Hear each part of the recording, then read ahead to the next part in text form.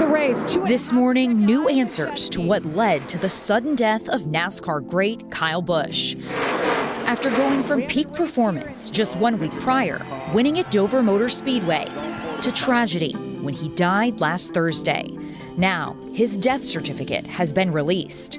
Kyle Busch won a race on Friday. By the next Thursday, he was gone, and now his death certificate is telling us exactly what happened in those final days. The NASCAR world is still trying to make sense of losing one of the greatest drivers ever. Kyle Busch, a two-time Cup Series champion, died on May 21, 2026. He was just 41 years old. His family told everyone that a severe illness took him fast, but now the death certificate has been obtained by multiple news outlets, including the Associated Press and US Weekly, and it fills in the details of what really happened inside his body during his final days. Kyle had been sick for a while before anyone realized just how serious it was. According to his death certificate, he had been dealing with bacterial pneumonia for, and these are the exact words used, days to weeks before he died. That means he was carrying this infection in his lungs while still showing up to racetracks, attending events, and pushing through his schedule like the competitor he always was. On May 10, during the Cup Series race at Watkins Glen, his team noticed something was off. Fox Sports reported that Kyle radioed in and said, "I'm going to need a shot," asking for a doctor after the race. His team thought he had a bad sinus cold. Nobody knew yet that this was something far more serious. On May 16, around 5:30 p.m. on May 20, a 911 call was placed from the General Motors Charlotte Technical Center in Concord, North Carolina. Kyle had been testing in a Chevrolet racing simulator when he became unresponsive. An unidentified caller told the dispatcher, "I've got an individual that's got shortness of breath, very hot, thinks he's going to pass out, and is producing a little bit of blood, coughing up some blood." The caller said Kyle was lying on the bathroom floor inside the building. He told dispatchers that Kyle was still awake, gave them directions on where to go, and asked them to turn off their sirens when they arrived. Kyle was rushed to a hospital in Charlotte. He never came home. He died the following day, May 21, at 4:37 in the afternoon.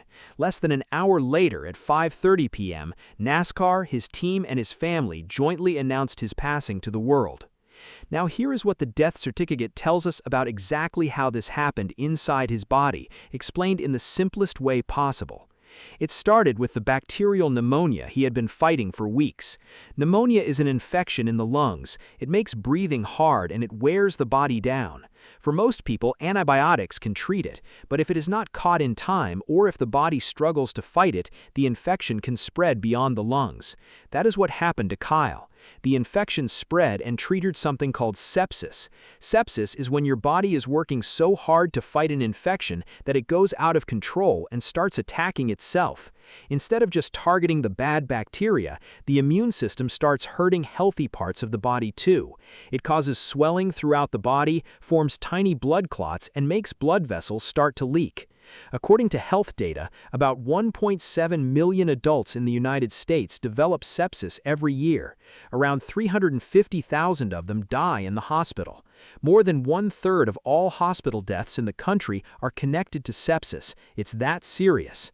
Kyle's family confirmed all of this in their statement, saying the medical evaluation provided to the Busch family concluded that severe pneumonia progressed into sepsis, resulting in rapid and overwhelming associated complications. The sepsis then triggered something called disseminated intravascular coagulation, which doctors shortened to DIC. In simple terms, DIC causes abnormal blood clotting all through the body's blood vessels.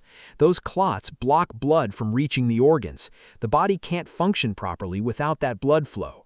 According to the death certificate, the DIC lasted for hours.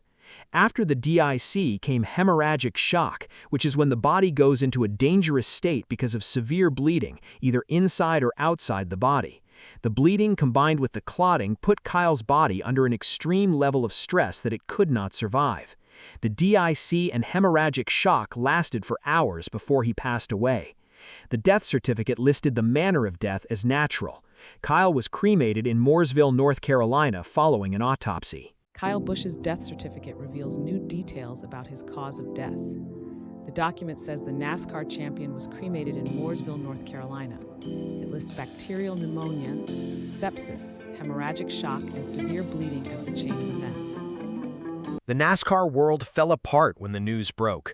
Drivers, teams, and fans were all left in shock. Ryan Blaney looked like he was wearing shock on his face and could not shake it. William Byron said he did not even want to get out of bed on Saturday morning. Chase Briscoe described driving to the track that day as being in a complete fog.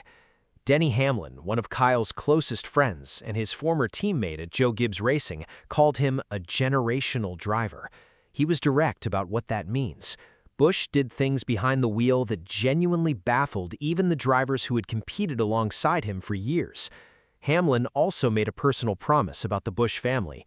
He said, "Yeah, just, we just are going to think about the family, and obviously Samantha or Brexton, anything that they need from us or me personally, then we're going to go above and beyond." Samantha was one of the first people that helped my mom after the fire. She was able to contribute and reached out and helped us, and so that family is very, very caring, and our thoughts are with her. Well, we did have to... Hamlin was referring to the death of his father, Dennis, who passed away following a house fire in December. The Busch family was there for him then. He made clear he would be there for them now. Brad Keselowski spoke about what makes NASCAR different from every other sport when something like this happens. He said, "There's more support here, just in terms of life, than there is in other sports, because of that community." And he would know. His own daughter had a life-threatening illness, and the NASCAR community rallied around his family during that time. Jeff Burton put it in a way that really stuck. He said that being in NASCAR requires a split personality. You have to want to destroy your competition out on the track and then take the helmet off and genuinely love those same people. After Kyle died, Burton said several tough, hard-edged drivers walked up to him and said, "I love you." He said it right back to them. 3 days after Kyle's death, his wife Samantha, his children Brexton and Lennox, and his parents Tom and Gay, along with brother Kurt Busch, all came to Charlotte Motor Speedway for a pre-race tribute ahead of the Coca-Cola 600. Hamlin praised them for showing up. He said, "Yeah, it's the family just showed tremendous courage, coming to the racetrack and subjecting yourselves to being out there, and great moment. Caught Kyle Larson's son Owen going up and giving Brexton a hug, so it's just heart-wrenching for sure. I didn't get to see any of that. I was on the grid, and so where I'm at, I can't see anything. I had no view of the Jumbotron there, so couldn't see any of what was going on pre-race, but obviously saw the highlights on... One of the most emotional moments came when Kyle Larson's son Owen walked over and put his arm around Brexton. Larson talked about it afterward and said, "When Owen went over there to put his arm around Brexton, that made me very proud of him." To see the emotion on Owen's face when he came back over, it was also a proud moment, because you don't know how an 11-year-old is going to kind of grasp the situation. Even the youngest fans paid tribute. Larson's 8-year-old daughter Audrey won a dirt race in Nebraska that week. When she crossed the finish line and climbed out of her cart, she stood in front of it, crossed her right arm across her chest, and took a bow. Kyle Busch's bow, the one he did after every single one of those 234 wins. Kyle Busch is survived by his wife Samantha, his son Brexton, who is 11, and his daughter Lennox, who is 4. Together, Kyle and Samantha ran the Bundle of Joy Fund, which helped families who were struggling with infertility and the high costs of IVF treatments. That work will remain part of his legacy long after the race wins stop being counted.